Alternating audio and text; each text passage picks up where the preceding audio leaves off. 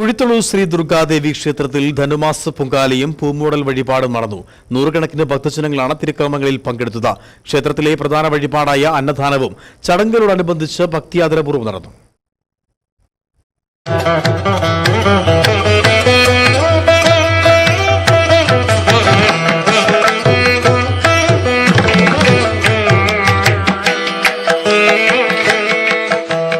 ഹൈറേഞ്ചിലെ തന്നെ ഏറ്റവും കൂടുതൽ ഭക്തജനങ്ങൾ പങ്കെടുക്കുന്ന പൊങ്കാലയാണ് കുഴിത്തുളൂർ ശ്രീ ദുർഗാദേവി ക്ഷേത്രത്തിൽ നടക്കുന്നത്. ഓരോ വർഷവും പൊങ്കാലയിടുവാനായി എത്തുന്ന ഭക്തജനങ്ങളുടെ എണ്ണം വർദ്ധിക്കുകയാണ്. ഇത്തവണയും നിരവധി ഭക്തജനങ്ങളാണ് പൊങ്കാലയിട്ട് സായുജ്യമടഞ്ഞത്.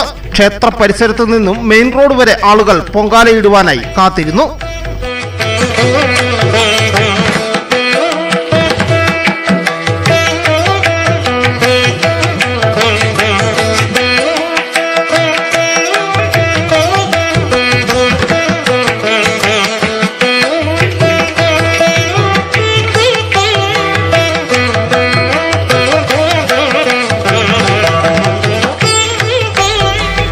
തന്ത്രി പരമ്പൂരില്ലം നാരായണ ഭട്ടതിരിപ്പാട്, മേൽശാന്തി മണിരാജ് എന്നിവരുടെ മുഖ്യ കാർമ്മികത്വത്തിലാണ് ചടങ്ങുകൾ നടന്നത്. മുൻവർഷത്തേക്കാൾ അധികം ഭക്തജനങ്ങൾ ഇത്തവണയും പൊങ്കാലയിൽ പങ്കെടുക്കുവാൻ എത്തിയെന്ന് ക്ഷേത്രം ഭാരവാഹികൾ പറഞ്ഞു.